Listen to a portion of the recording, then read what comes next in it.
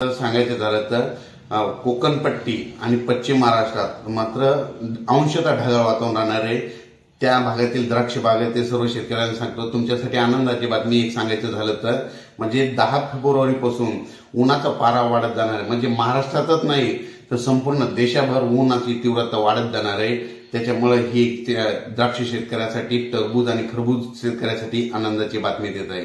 कारण की उन्हाचा पारा 10 तारखेनंतर वाढणार आहे। फक्त राज्यामध्ये 11 फेब्रुवारी पासून पूर्व विदर्भ आणि पश्चिम विदर्भातच अवकाळी पावसाची शक्यता आहे आणि उर्वरित मराठवाडा आणि तसेच मराठवाड्यामध्ये अंशतः ढगाळ वातावरण राहणार आहे। म्हणून हे अंदाज लक्षात द्यायचा। हे अंदाज केवळ फक्त पूर्वकल्पना म्हणून देत आहे, कारण की याच्यानंतर आणखीन अचानक वातावरणात बदल झाला तर लगेच डिटेल गावावरील मेसेज दिला जाईल।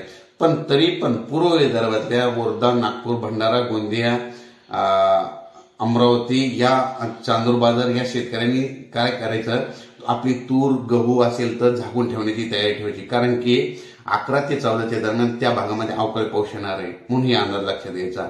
अचानक वातावरणात बदल झाला तर परत एक मेसेज दिला जाईल। धन्यवाद।